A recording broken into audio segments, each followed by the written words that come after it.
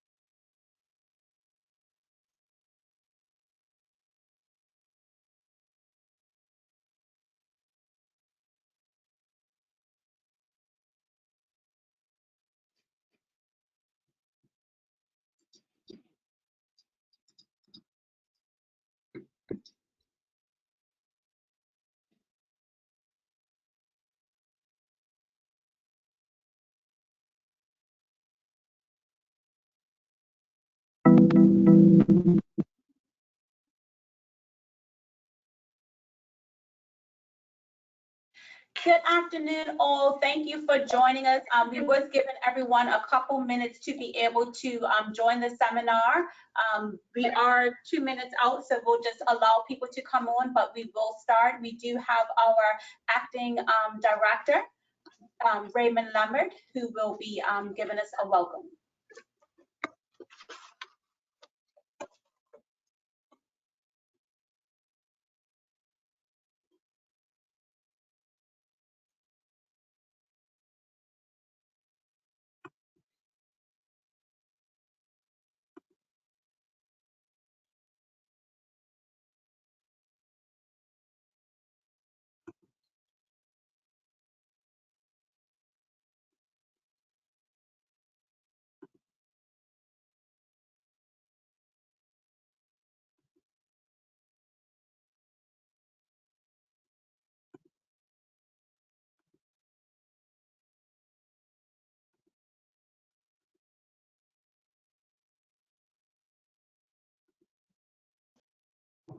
Said, you want to just do it down there?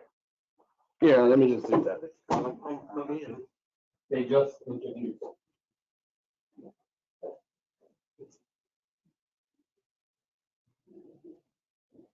Hello? Oh, it works. Okay.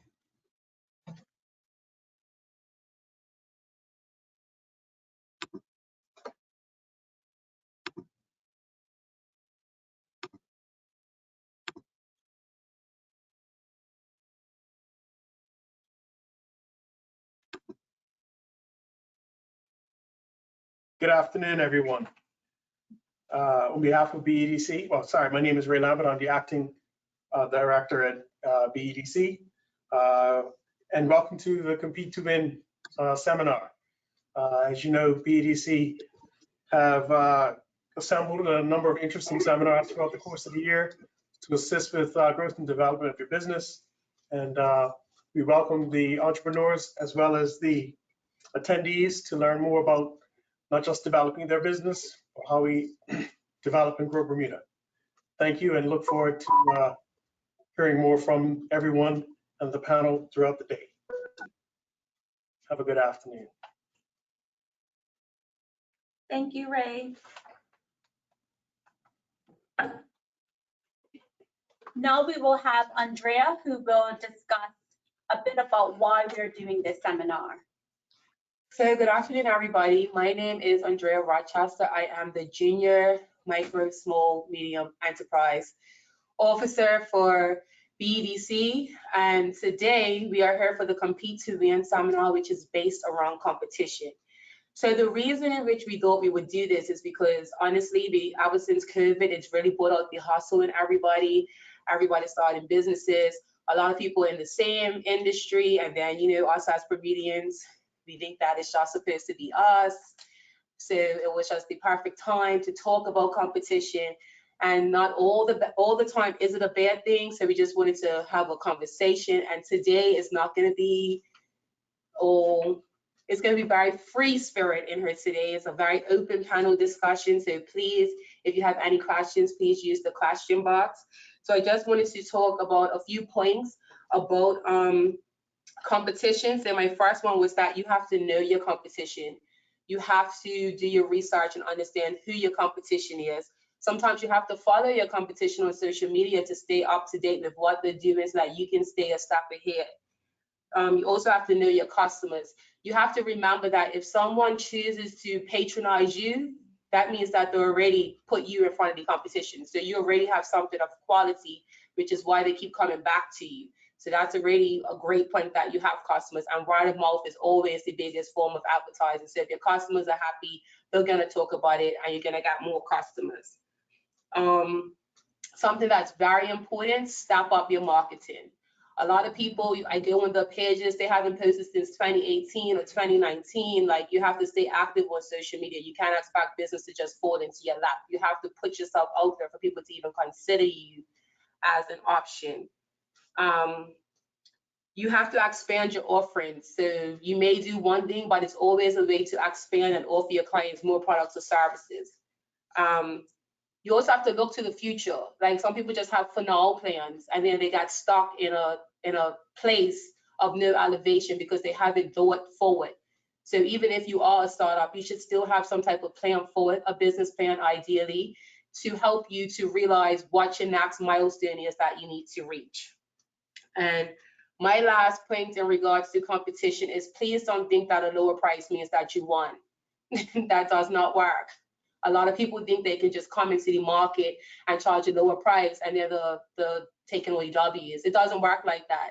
Sometimes the lower price means you're gonna get too much customers that you can't keep up, and then the quality of your service goes down. So, and I am a big on pricing. If it's supposed to be $100, it's supposed to be $100. Everybody can't afford it, that's perfectly fine. People need to stay in the lanes and stick to what they can afford. Don't lower your price or your product to meet people's standards, but you're not meeting your own. So stay true to yourself, understand your competition, consider it me versus me.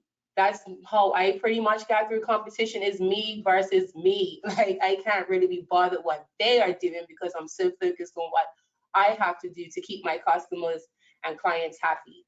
So now I'm just gonna pass it over to Catarina, and she's gonna give you a brief description of what is competition and the types of competition. Okay, I think what Andrea said was very amazing, because you have to know your value. Just to piggyback off of what she said, you have to know your value. And I think that would speak to when you're pricing, when you know your value and you know what you offer and the experience, people will buy it at any price. So what is competition? When you ask people that question, you are liable to get a whole host of different answers. Competition, by definition, is the activity or condition of competing. But in business, it can be looked at as the effort of the business to be leaders in their industry and increase their market share. So we're going to talk about 4 types of competition. One is being a perfect competitor or a perfect competition. This is where you have many different buyers and sellers in the market. Then you have monopolistic competition. This is where there are many sellers in the market, but they sell differentiated products, even though you may have a similar purpose. So there's products like Coke and Pepsi. Even though they seem to be similar, people have different preferences. You also have an oligopoly competition. This is where there's only a few sellers in the market, but they supply a sizable portion of products. An example would be automobile industry and the airline industry. And lastly, you have a monopoly where there is only one seller in the market. And that would be, for our example, would be Balco. Even though I would say competition for Balco could even be solar panels, because if people start using solar panels, then they will be using less electricity. But I know back in the day, that used to be one of the major monopolies was Balco. Now that you know the different types of competition, it is also important to understand it and know who your competitors are and what they are offering. This can help to make your products, services, and marketing stand out, as well as improve your own business performance. But also realizing that not all competition is bad, that you can also use it to your advantage, and there may be some opportunities to collaborate and to partner with others that's in your industry. So that's some of the things that we're going to be talking about today, you know, whether competition is good or bad and how you can use it to be able to line up with other people that are in your industry. So today we have 5 panelists, and we're going to get each one of them to just tell us who you are and a bit about their business. We'll start with Lyle, and then Jayde, and then Genelle, and then Phillip, and then Catarina. And so if you guys can just give us a brief description of who you are, your business, and then we'll start to ask some questions. We will ask the panelists, the attendees, if you have any questions, you can either raise your hand or you can put it in the chat feature, and we have someone that will be monitoring. So in the end, we will be able to answer your questions for you. Go ahead, Lyle. Okay, greetings everybody. My name is Lyle Butterfield. I'm the owner of Nature's Gift Hair and Body. I say it's a natural skincare company. I started in November 2019. Hi everybody, I'm Jayde Gibbons. I am the founder and lead photographer behind Queendom Heights Photography. Hello, my name is Genelle John, founder of Salt Spray Soap Company. We opened our doors in St. George's on Water Street in the fall of 2015. And this past year, we've had a significant growth in our online presence, of course. We've made it easy to shop online through free shipping and delivery with minimum purchase. All of our products are made in the store. We have a workshop in the back. It's natural, handmade in Bermuda, skincare, and the ultimate goal is to encourage spending your lifetime infusing your skin with beneficial ingredients. Thank you for having me here, BDC, and I'm looking forward to the discussion. Phillip, you may be on mute.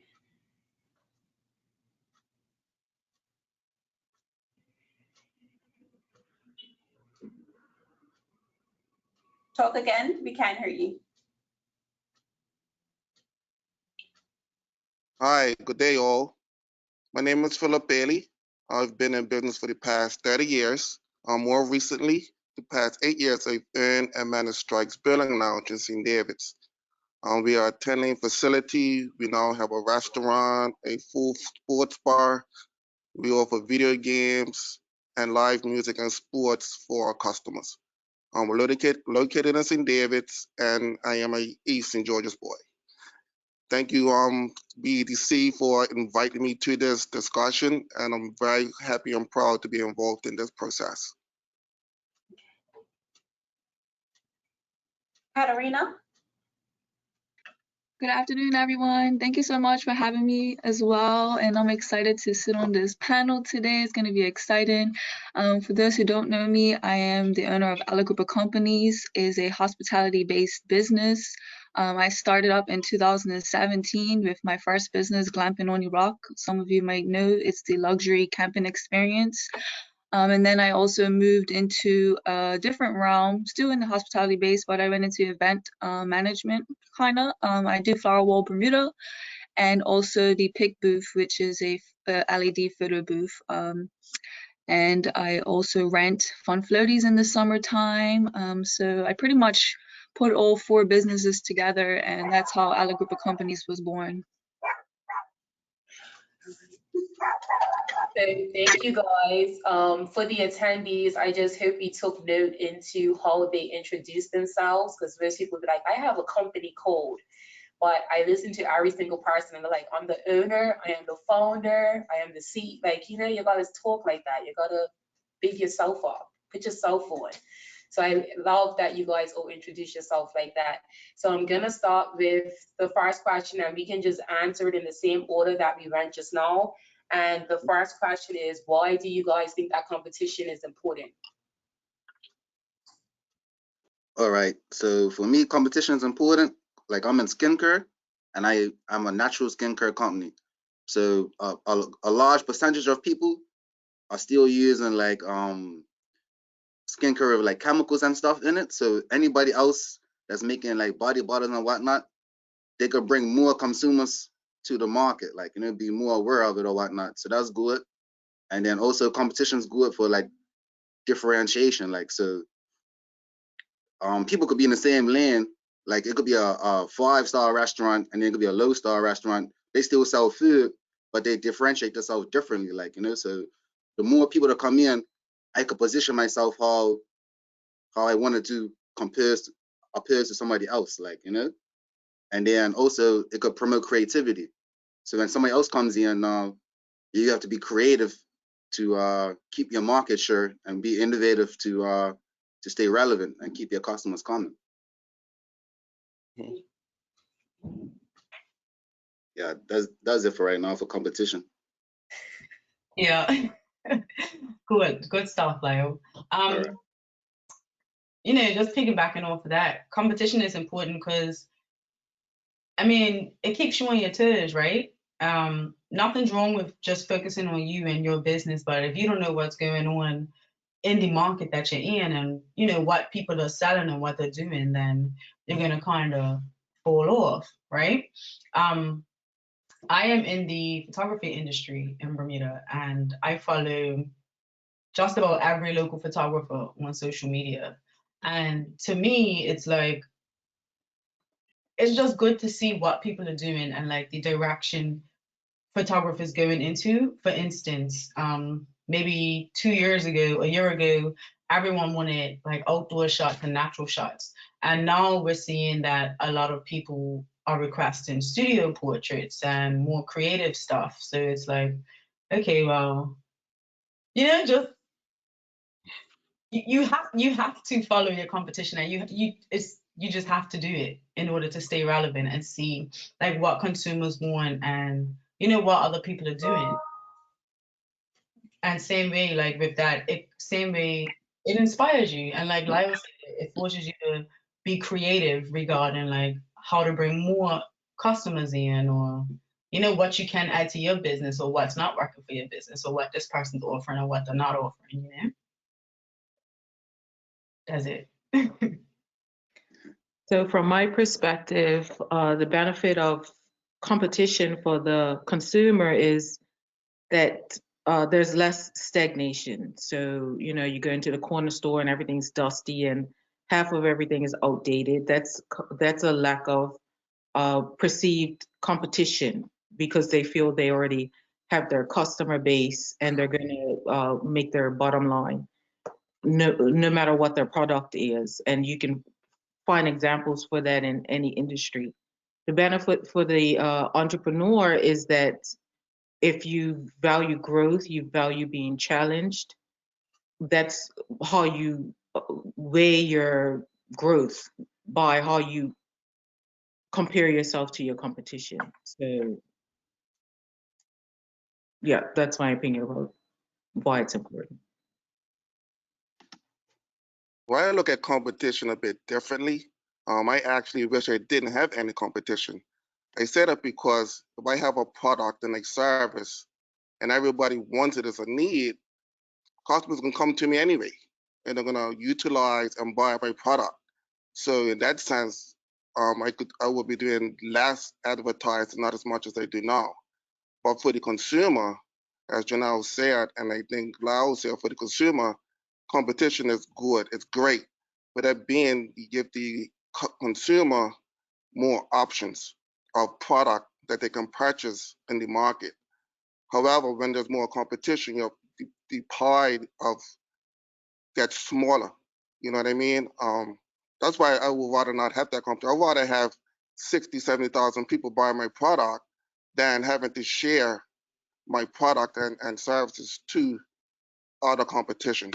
But competition is good again because it keeps you on your toes. You have to remain relevant in the marketplace that you're in, and the consumer, it builds well for the consumer.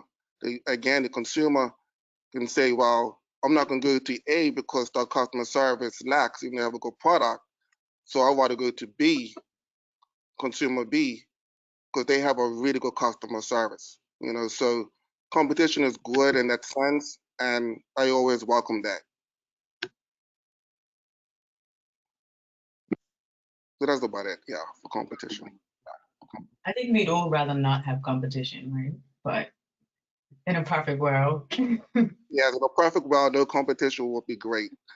Like again, like Bermuda's doing 60,000 people, 70,000 people. If I was somewhere in the States where there's millions of people, maybe I wouldn't be doing as much marketing, would be maybe less competition or maybe more competition. But if you got a monopoly, like Queendom mentioned, and Balco, they don't, in my opinion, don't look at customer service. They just put out the product and know that the consumer is going to buy it because they need it. So in that access, competition, they need that competition because that will maybe lower the product line, the baseline, and that would again help the consumer. Thanks, guys. Catarina?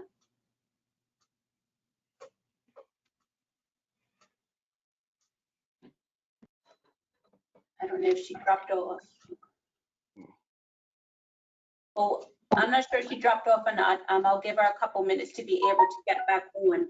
But I just wanted to piggyback on what you guys said. I think your responses are great responses. And I agree with Phillip. I think all of us would rather not have it. But I think the good thing about having competition is that it helps you to up your game. It helps you to provide a better service. And even with Balco, yes, right now, they may be the only person, and so they don't put as much effort into it because they're like, oh, the people's going to take it anyway. But then people's going to start looking for other sources. So even though we're taking it right now, people's thinking, you know, it has to be something around Balco. It has to be another way, whether it be solar panels or whatever. So I think that having your own business and having a competition, it gives you a chance to personalize your service and to be able to appeal to your ideal customer. And something that, and we may touch on it later, something that Andrea mentioned when you were saying about 60,000 people in Bermuda, you would like to be able to use all those people. In the other instances, can you service all of them? So you may need help. You know, you may only be able to get to 10,000. So if you're only able to get to 10,000, we need other businesses to get to the rest. So that's why competition is important, because one company necessarily can't be able to service everybody. And so you do need people to join different markets depending on what the business is. And just to add on to that, will be like when you got competition, if like I said, it forces you to be creative. So like look at Leisure Time. They had almost 100% monopoly on renting video games and stuff, like, you know, so they didn't really have to worry about competition so much, but they wasn't innovative. So when the industry changed, they fell right off. Like, they're not even around. Like, look at BlackBerry.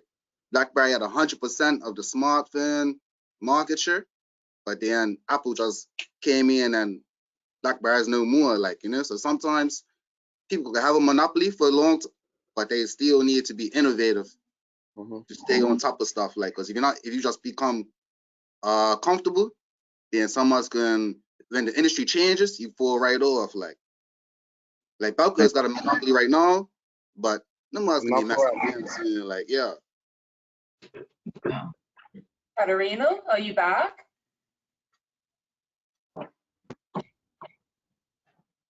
Okay, she must have dropped off. So we're gonna move on to the next question, and then we'll touch base with her when she comes back on.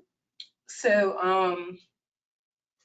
Catarina, well, we were just talking about why competition is important, but it's not always a bad thing to be enemies with your competition, because as I mentioned the other day, it makes me so happy if I was to message you for your service and you or product, and you can't accommodate me, but you can tell me where to go. Like, I appreciate this type of business that's like, I can't do it, but try out this person. And that's your competition, right? But not all the time your competition can handle the capacity of the work that's coming in. So when they can refer you, that's just as that's a great opportunity for you. And that leads us to our next question. Some people, when asked, say they have no competition. What do you think about this statement? So a lot of people will be like, I don't have any competition. Yes, you do. Either you haven't did your research, or you're just trying to stay oblivious to the fact that you have competition. And then another thing is, when you have a business that's successful, people will always try to mimic you, and they will always try to take your recipe, but it's never gonna be the same. We can all have a pan and sell a pan, but my pan lights up. Your pan has a highlighter on the other end. So we all have our niche that we just need to stick to and grow with. So I just want to hear you guys' perspective on people thinking that they don't have any competition. Yeah, it's definitely competition for sure. You just have to it might not like have a negative effect, but you still have competition. Like, you know, I don't look at myself as selling products. I look at myself as like I'm selling solutions. Like, so if people have skincare issues, or if they don't have natural skincare products, I'm giving the solution for that. Like, you know what I mean? So then it helps me just be more customer focused. I could be aware of my customer, aware of my competition, but I'm focused on my customer needs and stuff like that. Like, you know, but as far as pricing or like different market and stuff, I definitely have to be aware of other people in the same industry or whatnot. Like, you know, definitely for sure. Yeah. I mean, everybody has competition, even if for a moment it may seem like there's no competition. Like Andrea said, when you're doing something great and you got a great idea, people are gonna jump on that bandwagon. For instance, even though I'm not the only photographer, I can say after I won the Charming Prize in 2019, I can say I really didn't have competition, because at that time nobody was, you know, taking pictures of what I was taking pictures of, the culture, and then after that I noticed it was pure photographers, pure people popping up, and they are amazing. So it'll be silly of me to just rely on the fact that I've won these awards or these accolades, because times are changing, right? So to say that you have no competition is, I don't know, I think it's silly. I mean, and if you feel like you have no competition at the time, great, but know that it's coming. So you have to be ready for that. And, you know, you have to learn how to pivot when that happens. You're not going to be the only one forever doing what you're doing, you know, especially in Bermuda. Okay, I feel like the perception of not having competition might just be a function of a person's personal mindset. If they want to dig further, they may find out what you might mean by competition. But maybe they find motivation in growing through their own personal challenges, or their own personal concept of what growth is.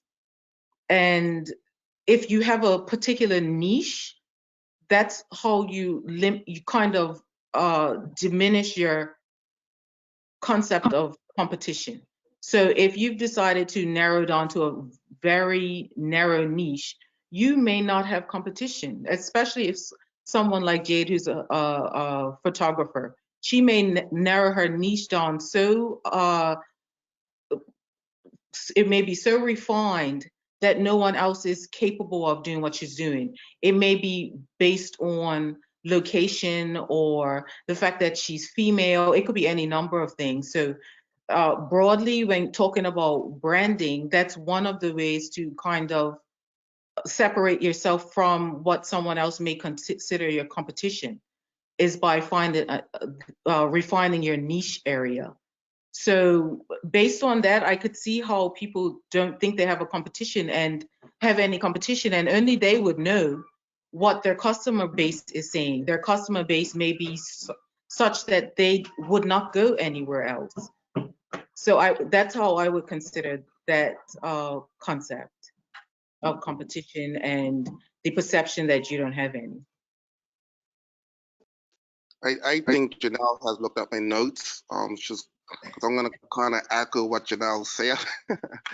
I believe when people say they don't have any competition, I believe that they focus on themselves and their own product and services and their own business, and they may have something new, and they may not have that competition where they have to maybe be more relevant, more marketed, more advertising. So in that essence, they probably don't have any direct competition.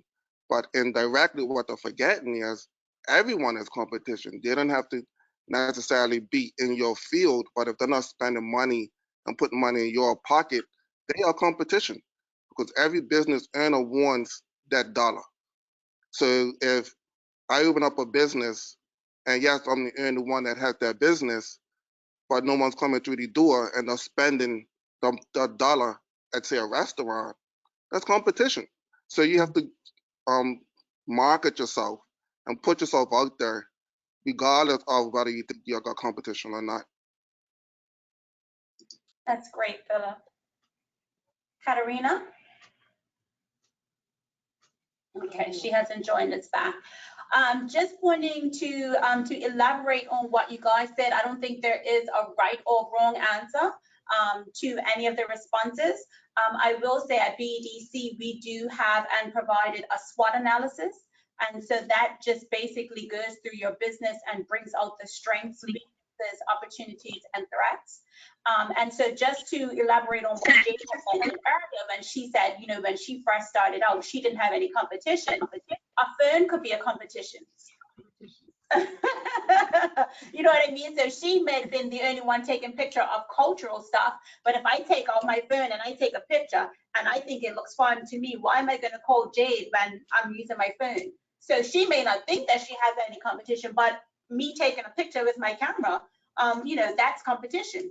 Exactly. And then also just thinking of Dutch Pops. You know, Dutch Pops may be the only person that sells popsicles, but now you have these bags that have drinks in them. It's not a popsicle, but it may be just as refreshing as a popsicle. So it may not be directly whereas I'm selling the same product, but it also could be the instance where it's something like her. So I'm using that over that product.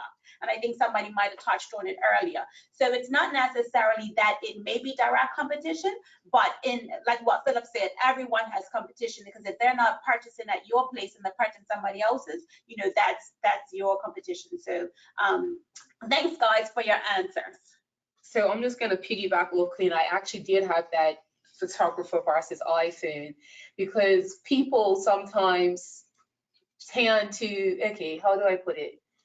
We want the bells and the whistles, right? But we can't afford the bells and the whistles. So we try to find our own ways to eliminate costs. So for instance, I'm gonna use a DJ for example.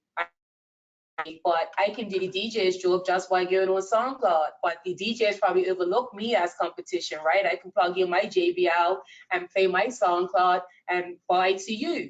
So you have to really dig deep into what your competition is. It may not be what you just see surface level, like you really have competition. You're a makeup artist. You have other girls that go on YouTube and learn how to do makeup. So it's all these little like loopholes of competition that would just. But also you find where you add value, where you cannot get that value. I can't take a photo with any kind of phone like a photographer. So until you go and you try to take it and realize it's not up to par, that's when the photographer is already aware of that. So they keep doing what they're doing and they add value. Maybe if you're a makeup artist, the value could be as small as a cup of tea with every customer. It could be it could be your personality. So you find where you're different to eliminate impediments to your growth in your business. So there's ways around it that in your business you find where you're different. Agree. Catarina, are you back? I don't know, but so I just wanted to add that sometimes with competition, like how Genelle mentioned earlier, is a mindset. Sometimes it can work in your advantage and your disadvantage. So some people, when they think that they have no competition and then they get competition, they stop what they're doing because they feel so defeated that somebody else just came into the market with the same idea as them. But you have to keep going, because that moment of defeat is what makes your competition come and take over, because you're now taking a break and they came out and they're taking your customers now. So you have to stay focused on what it is you have to do. And this leads perfectly into the next question, which is how do you use marketing and advertising to compete and win? So this social media life just came around. This was not her. I really could care less about a like, because by the time I post my picture, that's 100 likes. I wouldn't have posted it if I didn't like it. And sometimes you got 2 likes, sometimes you got 100 likes. You cannot base your success off of your likes. And now we're in a world where you use social media to market, but at the same time, you have people that use it to bring you down. You have forums that are there for people to openly complain about your product and service that wasn't available before. So now everyone's got an opinion. Everyone can just go type a comment and have comments left, and then you have a million people chiming behind them that, oh, I had a bad experience, and I had a bad experience, but you never talked about it before. And sometimes social media could be to your disadvantage, because these people don't give the business owners the opportunity to correct the issue. They just use social media as the outlet to just get a gang of people to say, we're not going to use this business either. So I want to get your take on, how do you use social media for advertising, and how do you feel about social media as an advertising platform? I kind of built my, I can't say built it, but it was very important for me, because most of my clients came off of Facebook, sorry, not Facebook, Instagram, or in person. So it's like 50-50. It's like 50-50, maybe 60-40. 60-40 in person, because I go out and touch people in person a lot. Like, you know, I don't just stay on social media, but social media is a very important tool for me to get to people that I can't get to, and to show like testimonials and stuff like that will be important. Like, so the best part of social media for me is when loyal customers and happy customers share the happiness about my products with the network, and then that spreads. Like, it's like word of mouth, but just multiplied online. Like, you know what I mean? But at the same time, I don't just depend on social media. I go out to pop-up shops. I deliver. You know what I mean? I'm meeting people face to face. I'm giving out free samples. Yeah, free samples has been very beneficial to me as well. Like, say somebody I don't know and don't ever use black soap before, I might give them a small sample, and then if they like it, then they become a loyal customer, you know? And so yeah, social media has been real important for me. I haven't really utilized Facebook as much, but I need to, because I have is a demographic that's older people that's on Facebook that I need to get to. But I did start out on Instagram, and so far I've been rising at a good pace for myself. What was the question again? You said the benefits of social media? Wait, what? How do you use marketing and advertising? So yeah, I have to, because I can have a good product, but if I don't market it, then I'm not making no money. Like, the only time I make money is when I'm advertising, marketing, and selling it. Like, you know what I mean? So just awareness is real good. Like, and then just in order to inform people, because sometimes people might have a problem that they don't even know they have a problem. So you might have to let them know that, hey, this could be an issue, and then I have a solution for that issue. Like, you know what I mean? And so it's like, yeah, bang. Some people don't even know about. Some people still using Jergens and baby oil and Johnson & Johnson products where there's not even the best options for you. Like, you know what I mean? You don't have to use my product. You could use another natural product, like, you know what I mean? But then I'm going to show you, if you use my product, the benefits you'll get, like, you know? So it's like social media is like a consultation. So advertising, I could use it as a consultation. I could tell them what my products, like, in a consultation might take 30 minutes, but I could do it in a fast amount of time and get to more people all at once. You know what I mean? So it's a good machine, but I don't depend on it solely. Like, you know what I mean? It's just a tool. And then, like you said about the likes, not every customer is a follower, and not every follower is a customer. So I don't really get caught up in all that. Like, I just use it just for social proof. Like, you know what I mean? You want to see how my products are? Ask my loyal customers on my page. Like, you know what I mean? They'll tell you. So that's what I use it for. Like, you know what I mean? Catarina, are you there? I am back. Sorry, I felt like I was being sabotaged. For Jayde answers, you missed 2 questions, so I just want to get you to say, how do you feel when people say they have no competition? Yeah, I feel like first of all, competition is definitely important because it keeps you on top of your toes, and it keeps you, you know, fresh and hungry, and you know, always thinking ahead, like a business plan. You're always supposed to think ahead of time, like, and have preset goals in the future. So, you know, that, you know, is really important, and it makes you stay ahead in time. And when people say they don't have no competitors, I'm gonna be honest with you. When I first started glamping on Iraq, I had no competitors here on this island, and I had to set a certain standard, you know, and I feel like competition is like, it kind of gives you levels to your business, you know what I mean? And it differentiates, like how everybody was saying, it really differentiates your business by having these different levels. But as I was saying, when I didn't have any competition, that only lasted for a little bit, because as you said, like here in Bermuda, we're such a small island, when they see you doing something good, they want to pretty much do the same thing, which is understandable because everybody's got to eat, right? And that's where the differentiation of, you know, your style of how you know, go about your brand and all that stuff comes into play. And, you know, once I started noticing other people trying to do similar things, then I had to step up my game in terms of maintaining that luxury standard. And that's when I, you know, decided, I was like, okay, so I also want to do something else as well, because I believe in multiple streams of income for myself too. So that's where I started with the flower wall Bermuda. You know, I did my research and stuff, and nobody here had that as well. So I just started that business because I wanted to do something different. And then again, I found myself in the same kind of way as glamping. Like, you know, I didn't have any competition, but at the end of the day, I do, because all the event planners, all those type of people, they are my competition. But how I differentiate myself, like how Genelle said, is that I niche in my market, right? I have really solid relationships with all these event planners, and as they give me work, I give them work as well, you know what I mean? And I really believe in collaboration.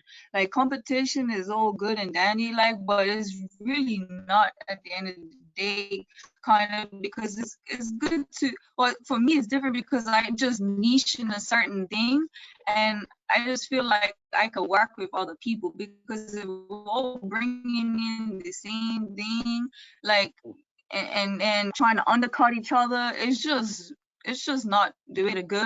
But it happens, and that's, like I said, that's where you have to maintain your you know, the quality of your services and everything. So, you know, I really enjoy collaborating, you know, even with my competitors, because at the end of the day, I believe in working together makes things happen better.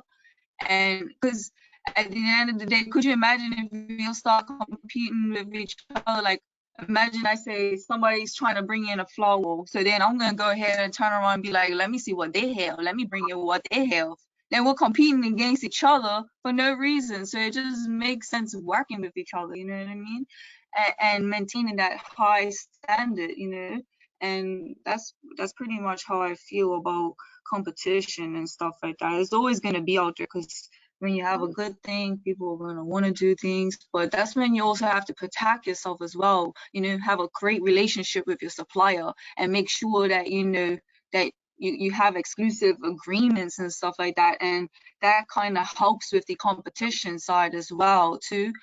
And, you know, not everybody, you know, because for example, people can get glamping stuff, people can get backdrop stuff, but are they going to get it from the same person as you? Did you know, create that relationship from the beginning to, you know, secure yourself? Because I think of all that back end stuff as well, you know, and you know, at the end of the day, people are going to do what they want to do. And that's, you know, people, that's just how human nature is.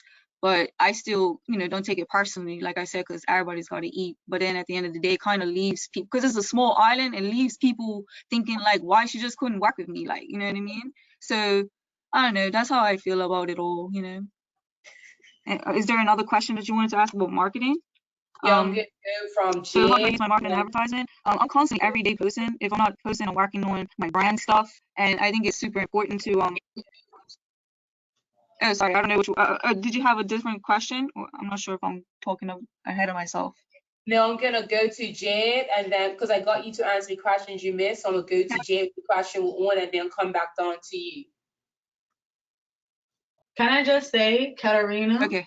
I love how all of your businesses just tie in together so seamlessly. Girl, look, you're doing it. You really are. I'm so proud of you. Thank you. Okay, I'm proud of everybody too.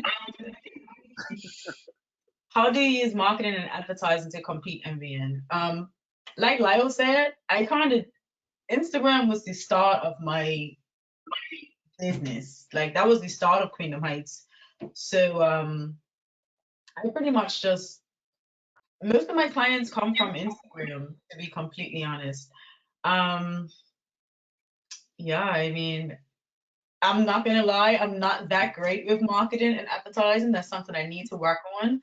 And just seeing, like, this goes back to the competition part and why it's important, right? Seeing all these new photographers and like seeing their drive and seeing how they just like they're going. It's like, all right, Jay, you need to work out like a posting schedule. Like you need to, you know, do some sponsored ads, like all of that type of stuff. So I'm not the greatest in that realm. However, because of my competition, I'm learning and I'm pivoting. So, you know. I'm glad you used that pivot word, because that's so important in business. Like as you, even when you have a business and you don't think it's like going the right way, you just gotta pivot. Like think of other ways, you know. So it's super. Yep. Because we're always growing, business is always growing, time's always changing, you know, people want new things. So if you ain't pivoting, like your business is not going to go far at all, because it's just how the world, the universe is. Like it's constantly going on newer vibrations. People want new things. So you just always got to be willing to look ahead. I love that, Jayde. Now. Okay, so I started my business in person, whereas I was in the store every day, and it's taken me a little while to get my footing in marketing and advertising, and it doesn't come naturally to me. It's not something that probably most of us learn formally or even informally. We're just kind of muddling through. And in person, you can be yourself, whereas formal marketing and advertising, you need to come up with your voice and something that people resonates with people and be persistent and consistent with it. And I'm assuming we're talking to entrepreneurs. So this is how you get your message out. And if you're lucky, you come up with your voice right from the beginning, or your message stays the same from the beginning, and you use the different avenues. I'm pretty sure whatever's next about to come up after Instagram and TikTok, we wouldn't even have been able to imagine what the next thing is. Probably holograms or something, or right in people's houses.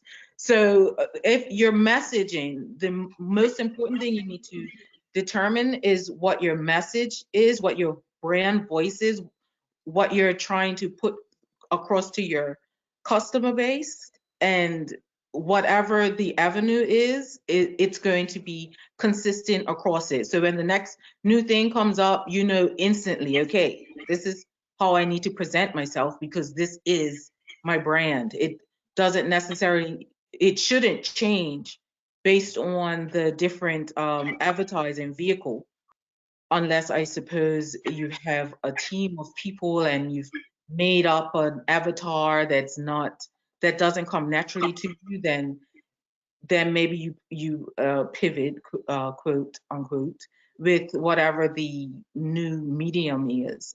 But if you can put yourself in front of your customers, I'm going to be unpopular, I suppose, but marketing and advertising is not necessarily the end all and be all. If you can find your niche that literally puts you in front of your customers so you can be what you want, what your brand is. That's how I feel about advertising. But I haven't put a lot into marketing and advertising. So it just worked well for me because I literally was there doing what I was doing and people were interested. So the marketing has taken the form of an interview, for example, by whether it's a newspaper or a magazine or whatever, not necessarily that I put together a packet and was consistent. But moving forward, in looking for a marketing and advertising consistency, that's what it would consist of. Coming up with my brand voice and being consistent across each platform. Good stuff. Thank you. For me, I started the All for Fun party rentals 2 years ago. And when I started that, there was no real social media platforms, maybe just Facebook. So I couldn't just go on my Android phone and do research to see who was in the inflatable business, who was in the party rental business. So I had to ride around town, I had to go in the yellow phone book and do research, do some homework, because I didn't want to come into a market and offer the same thing that other businesses were doing. So when I did my research, I saw that a few businesses was in it, like 3 or 4 at the time, were just renting at that time fun castles. So I said, wow, why don't I try one-stop shop? So I started to offer more than 10 fun castles. It grew to about 20. We did tattoo, we did face painting, we did snowballs, popcorn, everything. We had everyone calling us because we were able to give the customer an avenue to just buy from one place, one business, instead of jumping to 2, 3, 4 businesses. And we were also visible, whereas people saw our product. We were doing things like Harbor Nights, we were doing the exhibition, we were doing a lot of school fairs. So when people saw that, they were able to talk to me direct because me, the face, the owner of All for Fun, I'm also the brand. So I was always in the front of All for Fun. Again, no real social media. So what helped back then was being visible and word of mouth. For me, word of mouth has been a powerful tool to gain business, to gain customers into what I have now, Strykz. Strykz was formed 8 years ago. The evolution of Instagram and more so Facebook, people start using more. And then you got to look at the demographic that I was trying to target. A lot of the older demographics not really on that Instagram, but I didn't want to just limit myself to the older demographic. I wanted to have everybody from the child right up to 80 years old. That was my market. That was my plan. So I had to use social media. I wasn't comfortable at first, but I had to. I really had no choice because I found the older people were using Royal Gazette and Yellow Pages and radio ads. But the younger people were using Instagram and Facebook and Twitter.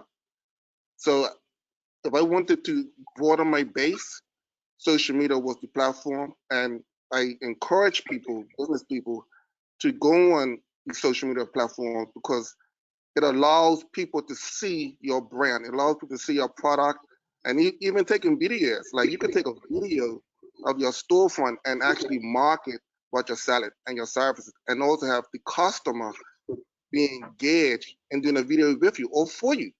And that's free. That's a free commercial. So social media, for me, now that I have Strykz, has been a massive platform in getting the word out and in getting the brand and letting people know what we sell, what we offer to not just Bermudians, but to our guests that visit Bermuda. I mean, I even use TripAdvisor. TripAdvisor is a wonderful tool as well because you're able to market overseas. So when people visit Bermuda, they'll book reservations with them because they went on TripAdvisor to know where they can go or where they can get a good fish sandwich. So social media is a wonderful tool to use. And again, I encourage everyone, no matter what age you are and what demographic you're trying to reach, to use social media. Genelle touched on times where you may get a negative post or a negative review of your business. That's okay because you can now engage that customer directly. I mean, I had one customer did a review on Facebook and it was a very negative review. And I got a phone call from a friend saying, hey, go on Facebook, they're talking about Strykz. Now, the people who didn't know about Strykz knew about Strykz through a negative post. So that's like free advertising. You know, so it worked. But I went on there and engaged, where some people don't do that. And when I engaged them and told them what the facts were, they were like, wow, I didn't know Strykz had this. I didn't know this lady was giving false narrative. And I find that, again, using social media, especially Facebook, someone could give a post and it's a negative review of your business. Comedians tend to just ride that red and jump on the bandwagon and also encourage the negative review. But what they're doing is hurting that business. That you don't know what that person is doing or done to start. I mean, they took courage to start a business. So I just encourage people to maybe sit back and not post a negative review and think about what you're doing, because you can negatively affect that business who employs people. You know, it goes downhill when that individual, that business cannot employ or have to lay off somebody. So again, social media has its pluses, it has its negatives. But for me, if you can engage them, when it's a negative review, engage right away and give what you sell and stay professional. That's my thing on social media, how it can be a positive thing for businesses and entrepreneurs. Yeah, one more thing I would like to add. A major benefit to advertising on social media is analytics. Like, so you could get all the data now. So like when I do a post on cocoa butter, then cocoa butter sales they spike. I do a black soap post, it spikes, and then I could see what works and what don't work. Me personally, no just to radio, but why would I pay for radio advertising and they can't give me how much people listen to it at that time? They can't give me no analytics, like, you know. But social media, I could do a post, I could do targeted stuff, I could do targeted to who I could see who goes to my website, everything, like, and then from there, like, whatever works, I repeat it. Whatever don't work, I just throw it away and then just keep going and going. It could really build. Like, whole industries and jobs have been built off of analytics and data, like, you know. So online, that's the way to grow. So always get the analytics. Like, so social media, like with Facebook and Instagram, when you do sponsored ads or even take your own analytics, when you got a business page, is great for me. Like, you know, it's been a great help. So when we talk about Absolutely. competition, when we talk about competition, a lot of people use the radio, for an example, and prices are expensive, and they have not dropped up prices in any way. So like what Lyle said, you can go on social media, Instagram or Facebook, and they have different forms of budgeting you could use to advertise your brand or your product. And if your budget is minimal, like $50, you can target 10,000 plus people just off of $50. You know, where a radio ad, you're paying $200 or $1 for a 30-second spot. So it don't make sense in modern times, now times, to advertise on radio ads. We get so much more impact on social media. Absolutely. Catarina? Yeah, I just want to say well done to everybody on this panel because we all established our brands and names through marketing and social media and did a well job because I recognize everybody on this panel. So if I do, I'm pretty sure everybody else does. And I just want to say pretty much like my business has been thriving off of social media, just Instagram pretty much and Facebook, word of mouth. And I really haven't put any marketing budget towards anything, to be honest. I just started really putting some money towards creating certain ads and stuff for this year. But previous, when I did my glamping, when I first started off Flower Wall, the only advertisement that I'll be doing is the posts that I will be posting on a daily basis. And those posts would actually in turn turn into real customers. And because, you know, I would also do certain hashtags, and I've gained certain clients from overseas who were coming down to Bermuda and they visited me through my website. And that was because of my webpage. I use Wix and I do all my, when I pay for my Wix, it has like a SEO thing to it, to whereas it automatically goes into Google. So people like find us right away.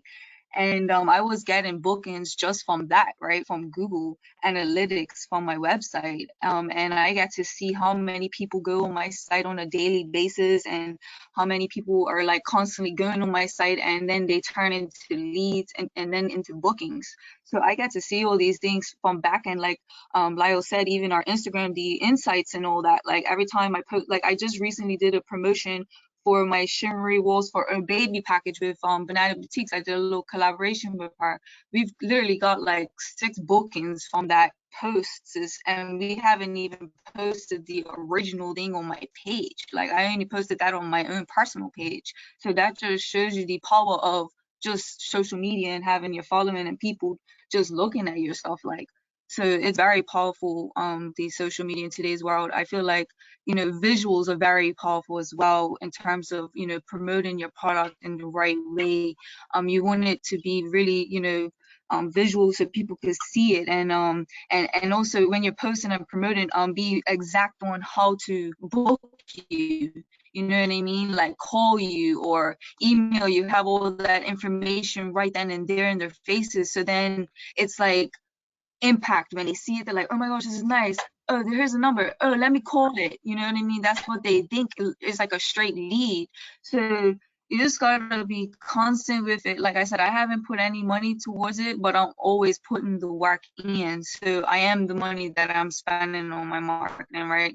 I'm putting in the time to create really cool posts and you know, constantly updating different packages so people can see what's going on, giving people deals. Like I have monthly promotions, I have different stuff like that to keep people attracted to my service, right? Because every day if you're just posting the same thing, it's like people also want to see variety and stuff. And yeah, you just gotta stay on top of it. Really, it's the consistency, you know what I mean, and putting it in people's face. And then, like I said, the word of mouth. And when you do good jobs, and you're really genuine with your clients, like that's like limitless. Like that, no money can actually compare to that, to be honest. When you're giving quality service and you're making your guests feel comfortable and easy when it comes to making your reservation, showing up and doing things for them, that's why they're paying you, you know. And that right there is the marketing for your brand, for you and your business. And that's when other people start, you know, wanting to get you to hire youth.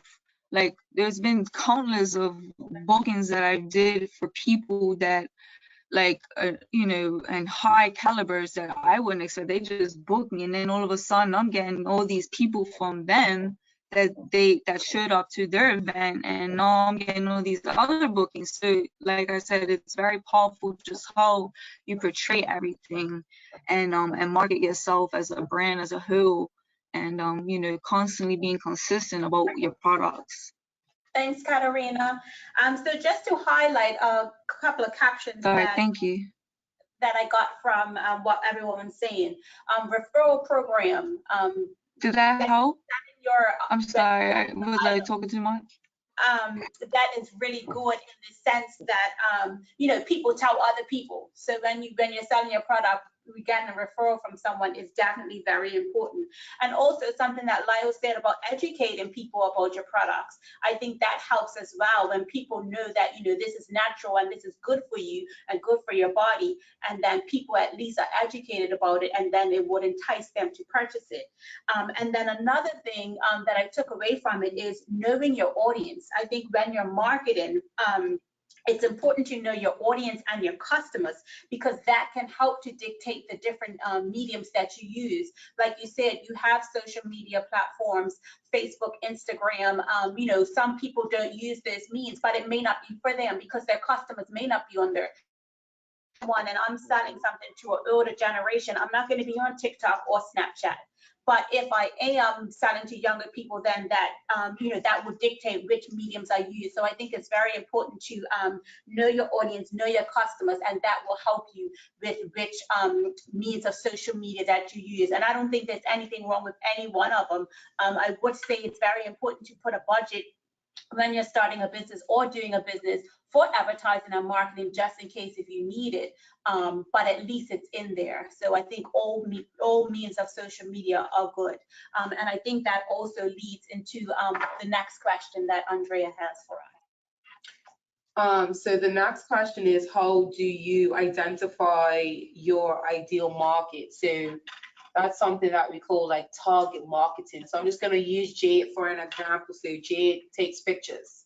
Or what does Jayde take pictures? What pictures is Jayde good at taking, right? So she can be a wedding photographer. She could be a baby shower photographer, or, you know, it's different markets that you can target. So I just want to find out, like, what is your target market and what is you guys' ideal customer? Okay, so well, I'm in skincare, so everybody moisturizes, everybody gets a bath, like, so. Okay, so then the people that, even the people that don't get a bath and don't moisturize, I should definitely target them, you know what I mean? Maybe, you know what I mean? But so the people that are into healthy skincare or whatnot, I could definitely market them. Like, I could spend more money marketing to people that's already interested into my products already. Like, you know, if I spend money on marketing, I was spending on people that's already into it or whatnot. Like, you know, people that can afford it, because I ain't gonna waste some time with people that don't have no money to buy what I'm dealing with. Like, you know what I mean? Respectfully. And the ideal person is, yeah, and then families. Well, actually, my name is pretty much everybody. I can't. It's 65,000 people in Bermuda, so I can't service everybody, but everybody could be a potential customer for myself. Like, so as I grow, I'm just hitting people. You know, right now I'm just hitting the streets. Like, for me personally, this is what I'm doing right now personally. They say, like, hip hop's the #1 marketing tool. They use hip hop to market everything, like, you know, and hip hop's like the culture of a neighborhood. So, like, I'm hitting people that's not gonna go to the pharmacy. I'm hitting guys like families that's not. I'm hitting the people in the streets, hitting people in the neighborhoods, and they're gonna make everything popular. And then everybody else can come after that. Like, you know what I mean? So that's what I'm targeting first. I'm targeting my peoples. Like, typically, like, Caucasians use products like mine, but I don't have too much white people that's customers. Like, so I'm targeting black people, but I do the white people that do buy my products, they like it. So if I wanted to target them, I might have to change presentation or something like that, or how they get it or whatnot. Like, you know what I mean? But right now, 99% of my customers are black, and I'm just moving forward from there to get everybody. But with me, being I'm in photography, I like to believe I've developed a certain style of photography and a certain way I edit.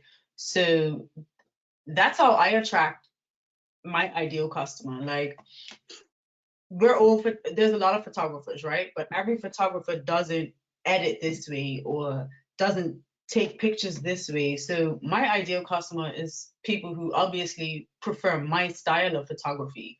I can't stand the client who is just like, well, I just need pictures of this, and that could be because I'm an artist. It's not just photography for me. Like, this is my art, you know, I'm passionate. So like the way I take pictures and my style and the whole process and everything, that's my ideal customer. The person who has a vision, the person who understands that this is the style they're gonna get, opposed to someone who's just booking a photographer because they need some pictures or something, right? So I'll just say briefly, I'm my ideal customer. I use myself as an avatar, so to speak, for when I am filtering any type of decision. I filter it through what it is that I love.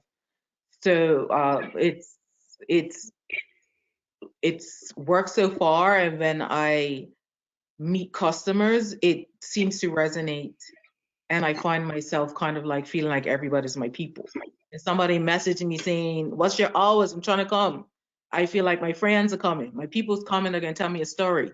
Like, I use myself basically as my ideal customer. What is it that I love? My ideal customer is, as I said earlier, the age is between 1 to 90 plus. And I say that because Strykz is an entertainment facility. People tend to think Strykz is just bowling, but it's more than just bowling. It's a family entertainment venue, but it has a lot of attachments that for the individual. Like, for an example, if it's a family and you have a child that's 3 years old, you want your child to partake in the activities along with you. So I have to make sure I have bumpers, automatic bumpers, this disability ramp, so the child can be involved and also entertained. Then you have the individual, the adult, who likes to eat. Most people like to eat. So it was important for me to have a restaurant and offer the foods and the items that most people would enjoy. So we have stuff like pizza, hamburgers, french fries, mozzarella sticks, the quick food, not so much healthier, but the quick food, so people can really enjoy the atmosphere. And then we have the sports bar. People like to sit off and have a drink or one or two and watch live sports. So when I opened up, I had to look at everybody and everything, and what can I do to offer that. So when you come here, it's a bit for everybody, like the video games, but video games here as well for teenagers. So I just didn't look at one demographic. I had to look at everything, and that increased my pool for selling. You know, I'm the brand. So it was very important to, again, identify my demographics, who my customers are, and who will buy it and use my services. I also had to market and advertise to corporate accounts because they do a lot of team building exercises, and they use Strykz. They use Strykz midday, late afternoons for team building. You looked at church groups, school groups, after school groups, sports clubs. So you definitely in business, especially for Strykz, open up that pool and market to everyone and not limit myself to a certain few. When you limit yourself to a certain few, you know, I said it earlier, your pie gets smaller and smaller with the competition. So you have to, as an entrepreneur, as a business owner, try and have a product that you can advertise and market to everyone. So so when I identify my market, my ideal customer is the customer that wants to come in my doors and spend money and have a good time. And that could be families, children, teenagers, couples, everyone. Everyone on this island, and even our visitors, want to come to a place where they feel relaxed, a great atmosphere, good food, and I believe Strykz offers that. Mhm. Awesome. Well, I feel like my ideal customer for my glamping experience would be someone who's young, who's visiting Bermuda, or locals who just want to go out and relax and not have to do anything. And just show up and enjoy. That's my ideal customer, someone who wants to experience something unique, and in terms of outdoor nature. And I felt like I did really well. A lot of locals, in these past 2 to 3 years, have been really enjoying the backyard experience. And those have been actually my main target audience for glamping, is people, locals.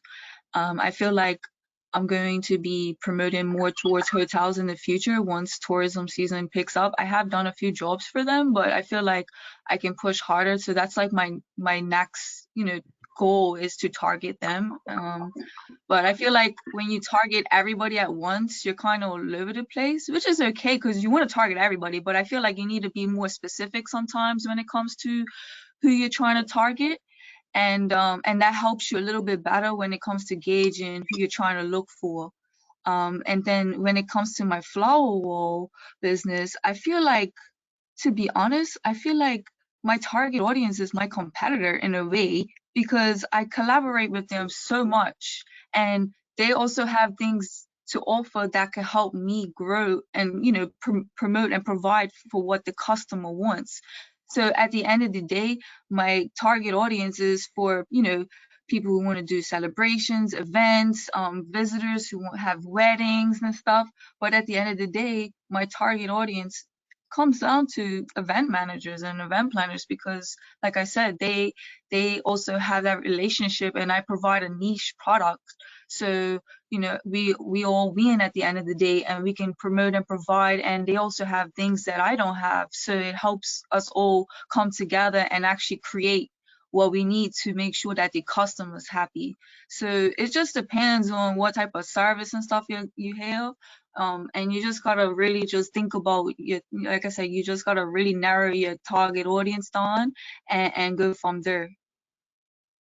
Right. Good stuff. Just to personalize it a little bit more, recently, like over the last 6 months, people that suffer from like Bermuda rot or like eczema, they've really been reaching out to me. So it's people that I don't know, and then they get referred to me for those type of issues. So I could kind of expand on that too, as they go on, So I just wanted to kind of piggyback off of something Genelle said, because we're getting close to time, but she said that she uses herself as her ideal customer, and that is so important, because you're gonna look for what would you look for when you go onto another person's site. Like me personally, when I go on Instagram, I hate a page that if you got an opening time, you don't got the opening times, or you don't got no way to contact you. And people don't understand, that would be the quickest way for me to get to my competitor. They got a number, cool, I'm calling them.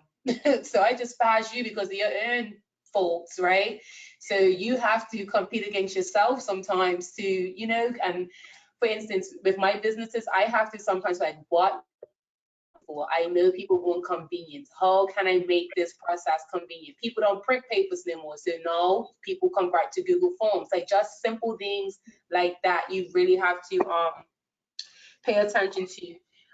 So right now we're gonna get into some questions that were left in the chat box. But I just want to let you know, guys, we've been watching your interactions this whole time and to give away our prizes. So we see who's listening, who's got us on mute. We see all of that. So we'll be giving away prizes in a bit. So we're just gonna let Deshaun come in and let us know some of the questions that were in the chat so that we can get them answered and give away the prizes and do our closing. So what you were talking about in the beginning, Kalina, about monopolies, duopolies, someone just wanted you to repeat kind of what those are, those structures. Okay, so very quickly, we talked about the 4 types of competition. There are actually 5, but we went into 4. And the first one was perfect competition. So that's when you have many different buyers and sellers in the market. What? Then you have monopolistic competition, and that's where there are many sellers in the market, but they have differentiated products. And so that was an example I used about Coke and Pepsi. We also have oligopoly competition, and that's where there's only a few sellers in the market. And so that were people like automobile and airline industry, and they supply a sizable portion of products. And then you have the monopoly where there is only one seller in the market, as we discussed, places like Belco. And then we have another one from, sorry if I pronounce your name wrong, Francesca Campbell, that I think is important. What resources have you utilized to research information about your competitors? So you guys can answer that if anyone wants to elaborate on it. YouTube and Instagram, like, and then word of mouth. Even it's not really about my customers. I just, because I stick to I stick to focusing on my customers. So I ask them what products they use, what issues they deal with or whatnot, and then I use Instagram and YouTube to research. Yeah, YouTube is a big help for researching that, and then Google, but then word of mouth as well. And then it also depends on what type of business it is that you're doing competition on. So for example, I just started a shoe company. I walked into every shoe company in town to see what they're doing, how much the shoes cost, what's the brands that they're bringing in. So it just depends on where your competition is. Going to websites. I even compared myself to sites away because I wanted to know, like, well, obviously my price is going to be different from people away, but how far off is it? Like, is this person better off bringing this shoe in themselves and paying duty and still paying less than what they would pay me? So it's just a matter of who your competition is, how to find them, go on the Instagram, go on the websites. And another thing is to just test what you're doing. And sometimes it's farther than you, and it's farther than your friends and family. Like, go to people that don't even know you. Your friends and family are going to sugarcoat it and make it seem like everything you're doing is so great, and sometimes it's really not. Sometimes people have hyped me up so much that it took me to be like, sis, it's not even what they're cracking you up to be. Like, you got to do better. So your friends and family are going to give you some feedback. Sometimes it's all glorious, but if you went to a complete stranger, they'd be like, look, this stinks. Or I don't like, you know, they would tell you the honest to God truth, because at the end of the day, like I always tell people, your first dollars are more likely to come from an absolute stranger than someone that knows you. And that's just facts. The stranger will push you and promote you sometimes more than the people that you think should. You would expect that your friends will give you a post or these things, but when you expect stuff out of people, you're just setting yourself up. So learn to go farther than just your intimate circle of family and friends. Absolutely. For Strykz, we have one major competitor, and they've been around for quite a few years. So I looked at what they were doing and what they were not offering. So when I opened up Strykz, I wanted to make sure I was different from them. So I had to offer better food, I had to offer a sports bar, I had to offer a clean, a more modern look and facility. And by doing that, I made myself relevant to everyone, because people want something new, they want something different, and again, they want something that the atmosphere is friendly and good service. So I had to look at that major competitor, and I think we different from them. But also on the food side of it, I had to look at restaurants in the eastern area, and I was from Kroll pretty much to St. David, and what they were offering and the pricing. So I kind of structured my pricing and my offerings around what so many restaurants in the East were giving their customers, because I didn't want to outprice myself. I didn't want people to say, well, I'm not going to come to Strykz because the pricing is higher than what I can get from somewhere else in St. David's.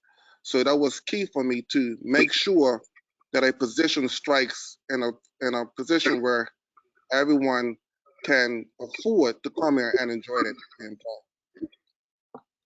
For me, it's been mainly social media and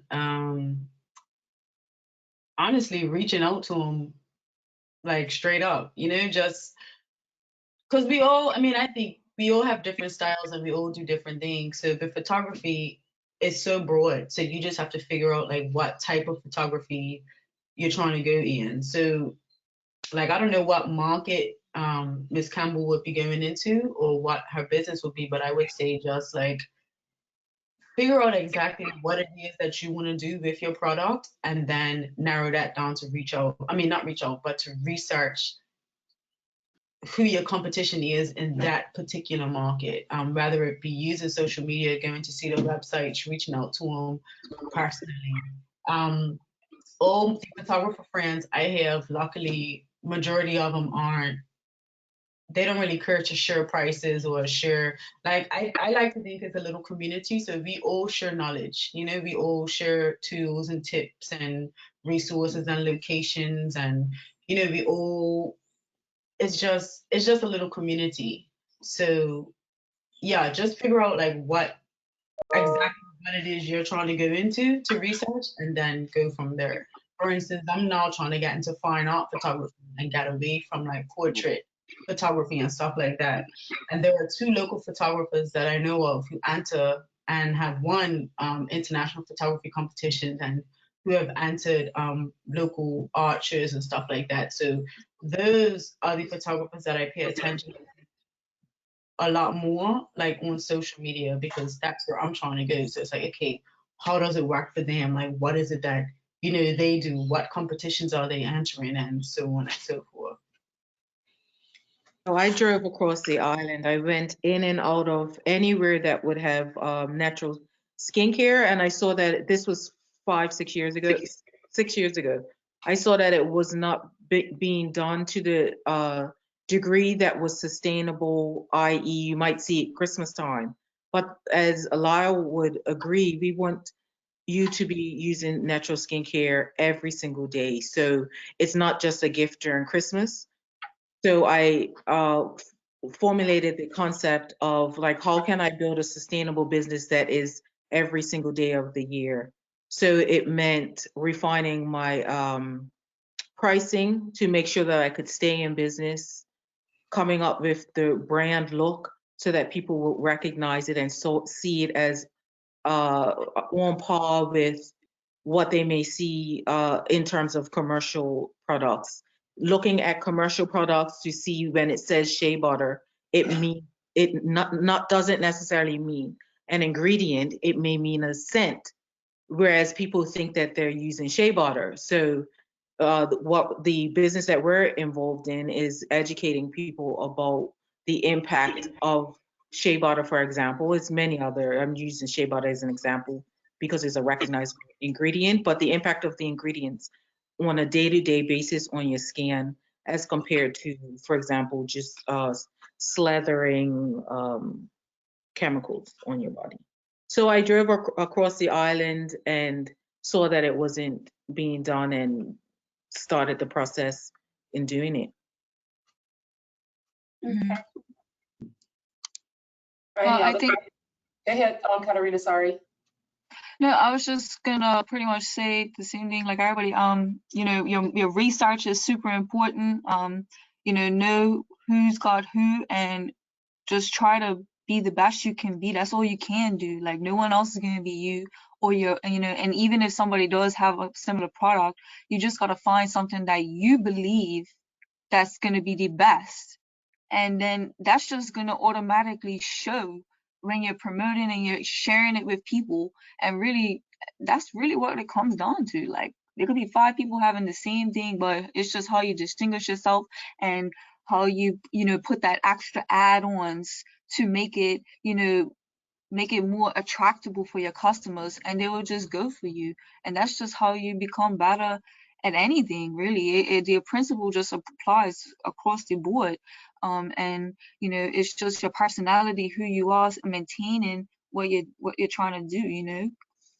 That's really what it comes down to. It is you believing in what you're doing.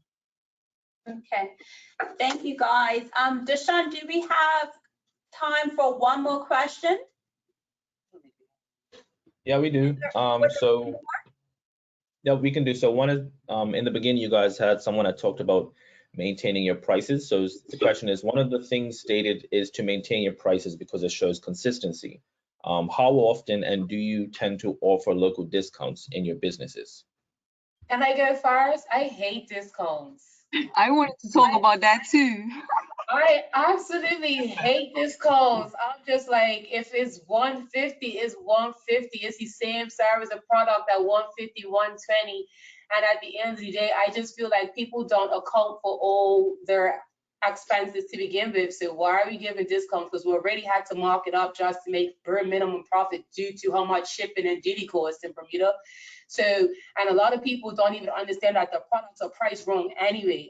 My mama always tells me I have to not go from work. Wherever I go, I'm always working because people don't price stuff properly and it hurts my feelings. Like, for example, if you're a baker, I tell them all the time, did you put your dishwasher liquid in there? Did you put your Balco wheel in there? Did you put your time that you have to wash your dishes and how much eggs can you, like, did you all of that before you even talk to me about a discount? Did you do that? Like, you have to be so strategic with your pricing. If 1 carton of eggs makes 3 cakes, divide that 1 carton of eggs out by 3 cakes. Don't just say the eggs are already purchased. They gotta pay for the eggs that go into making the cake.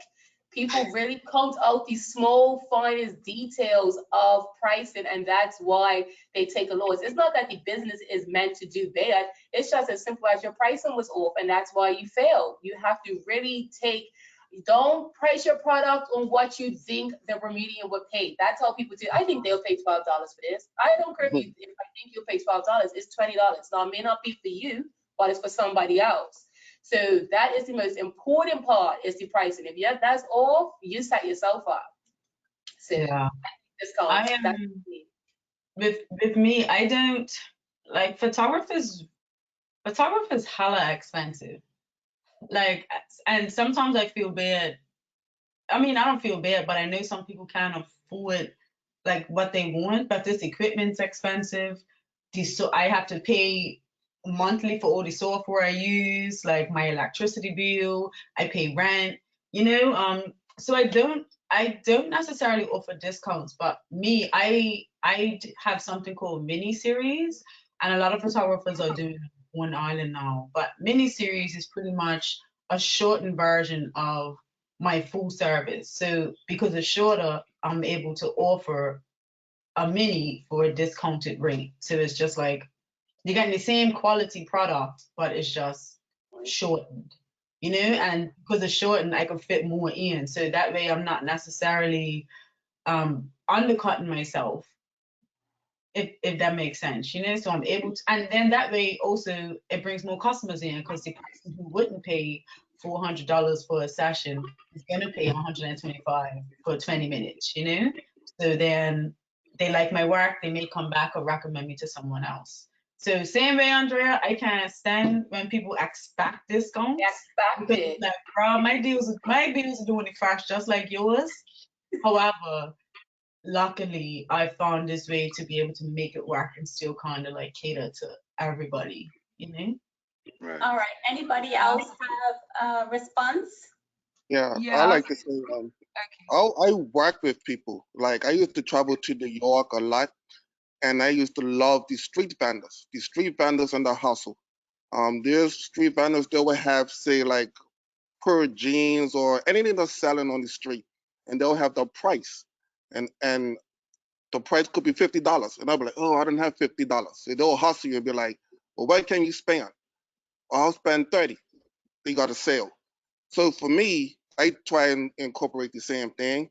My prices are the price. However, you do have individuals during these hard times who can maybe afford certain things. Like for us as Strykz, some people may want to do a birthday party for the child. They can't afford some of the prices. So I will work with them. Also, if they want to rent out the whole facility, I understand the price may be a bit high. May not be a bit high for some people, but for me, if I want to get that sale, if I want that a repeat customer, I have to be flexible.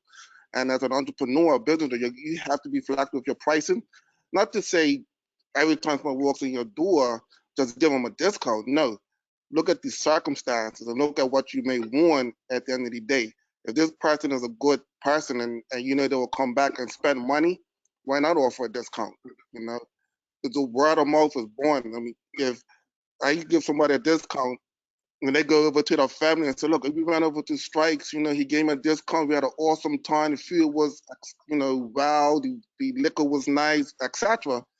that customer has reached maybe 10 people in their family, and that's a potential 10 customers for me. Instead of telling them no discount and they don't get their sale, and they tell 10 people around the Strykz, he wouldn't even work with me. So but for me, I have to give discount, I have to be flexible, and my opinion, encourage people to be flexible in the pricing, but not always just say, this is the price and be hardcore with it, because at the end of the day, we want to make a sale, we want to make $1. My take on it is that your customers, more than anything, want you to still be here 5 years from now, 10 years from now. So if that means setting your price and sticking with it, there are other ways to create value. If you, I think people do understand at some point you're losing money. So if you're standing there for the whole day and you've lost money at the end of the day, you need to start looking for a job at some point. So I think generally it depends on what industry you're in. If you're literally purchasing something and you're selling it at a loss, you're not going to be around. And I really feel like customers do understand that. So the discount may be multiple purchases, for example. Yeah. Mhm. For me, it's like I'm strategic with it. Like say I have a loyal customer and they keep buying the body butter and they keep buying the black soap, say the black soap bar. They keep buying the same 2 products. They're consistent with it, like, you know, and they buy more. I might the discount I'll give them, like, hey, try the lavender liquid soap. So I might throw that in, a new product that they haven't tried, to a loyal customer. First, I'm confident in all my products, so I'm not gonna do that to a product that I don't think they're gonna buy again. So I might gift them something that they might buy again, just let them experience it for free the first time. You know what I mean? Because I'm at a few customers where I say I gifted them a body butter, and then after 2 days they're saying positive results. They're saying they're a customer for life. You know what I mean? But just random people, and they want to like a discount. Say I'm selling something for $20 and they only got 15. I ain't really dealing with that. I'm saying, look, I'm confident in the product. If it's a girl, I say, hey, get your boyfriend buy it. Like, you know what I mean? He'll be happy to do it. Like, you know what I mean? I had black soap. My bars initially was $6. But my mom was like, hey man, this is too cheap. Like, I did the numbers. I raised it to $8. Nobody had no problems. People buy it the same way. You know what I mean? So if you got a quality product and your customer service is real good, people like confidence too. So if you're not even confident in it, then they might not even, they'll just keep trying to barter, like, you know. But if you're real confident, then they appreciate that, and then they might even spend more, like, you know what I mean? Like in a different, sometimes, yeah. I'm listening to you. sometimes you could barter to the customer. Hold on 1 minute, Phillip. Just to let you guys know, we are at the top of the hour. I'll give you a couple of seconds just to get your answer out, but we just wanted to be able to call out the prize winners. And we also wanted to let you know that for the attendees, that if they did ask a question, we haven't forgotten you. We will send you a response in an email. We have all the questions in the chat, and so we will respond to you.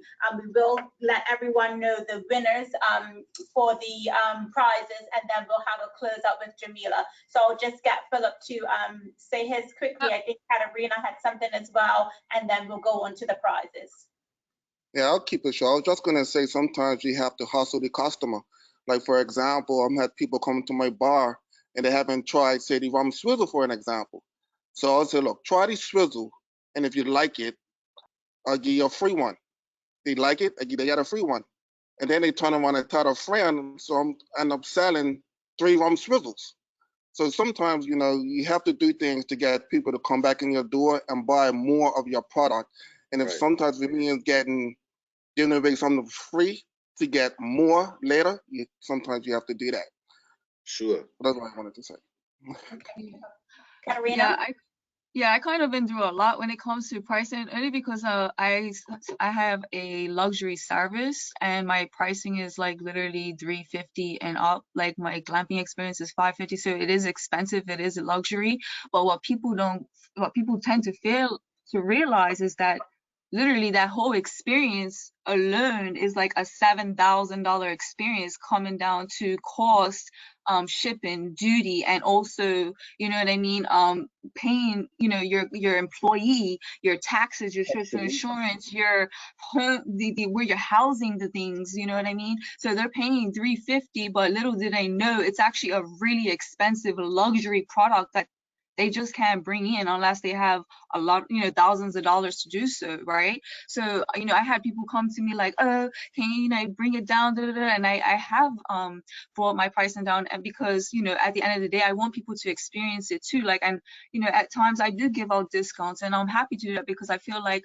sometimes I get things in return, you know, I get photos, or they might buy 2 in 1, so I do a combo deal. Like, there's a lot of different ways to, you know, to approach your customer. Not every customer is the same, right? But you also have to be confident and also maintain your pricing, because you don't want to just keep giving away everything free. At the end of the day, you're in business to make money, right? And sometimes, like, we think it's too much. Like, at first I used to be like, oh my gosh, $450 is expensive for my flower walls, but then when I broke it all down, I'm like, we're just making, you know, enough to just sustain, like, you know what I mean? Because if you really think of it, like I said, it comes down to everything. Even your employee, you don't want to be paying your employee $10, $15 an hour. Like, you want to make sure that everybody's winning, everybody's also eating. So it's like, people just need to take and really appreciate our sacrifices that we do as business owners. Like, I feel like people don't understand how hard we work and really take the risk to do these things, because a lot of people just think that, you know, oh, we're just making all this money, but no, we're really putting in a lot of sacrifice and risking a lot of our lives, like, and what we're doing for this, you know. Paying out a lot of money. Wow. Yeah. All right. Yeah, that's it. All right, thank you so much for all the great responses. So I do want to list the 5 winners. We have Laurie Simmons, and they're going to get a Strykz certificate. We have Michelle White, and they are going to get a Queendom Heights gift certificate. Yes, Michelle. Andrea Campbell, and she will get a Salt Spray gift certificate.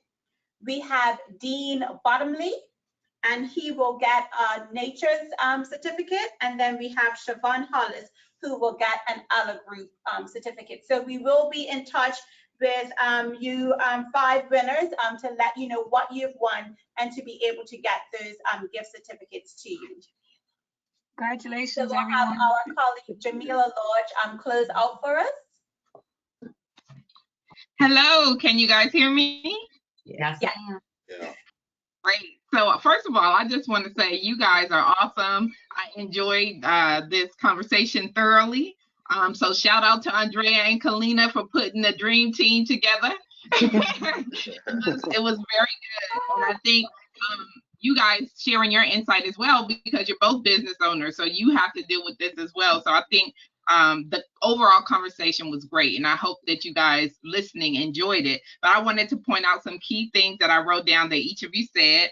Jayde said innovation is important, which helps to encourage healthy competition, because if you're not innovating, you're going to find yourself like leisure time, right, Lyle? Phillip said use social media to engage with your customers. So it's not just about knowing where your customers are, but it also creates a unique opportunity for you to actually find out more so that you can do better and be providing the services that you need. Lyle said utilizing analytics to help drive sales. So those social media things, it's a lot cheaper to use that, but then you can use the data that you get back to help you to better your product offering. So when you are looking at your competitors, you're positioning yourself with real data that you can actually use to increase your sales. Catarina said, be specific when targeting your ideal customers. So I think that's extremely important, because yes, we want everybody to be our customer, but at the end of the day, not everybody has the money. And like Jayde said, not everybody understands the vision. So those people, you don't want to waste your time or money trying to appeal to them, because what for? So I definitely think that's a key point to remember. And Genelle said, your customer is a reflection of yourself. And I think that is some truth spoken, because all of you guys expressed how passionate what you were about each of your individual businesses. And we get to see you in those businesses. So when you are able to utilize or look at yourself and say, well, what would I want? You're not going to give yourself a half, done product, right? You're going to do what you can, do your best for yourself. And so utilizing that as a litmus test as you go on your entrepreneurial journey, as you look to expand your customers and increase your market share, I think you'll be winning if you do those things. So I just want to say thank you again to each of you. Thank you for sharing your experiences. Again, appreciate Andrea and Catarina for putting on this webinar. And I want to say thank you guys for joining us. We will follow up with the questions, and we will also send out a recording of this. So if you want to reference it at a later date, you'll be able to do that. But thank you again for joining us. Thank you. Thank you. Thank Thank you. you for coming Thanks for on. having me. Well,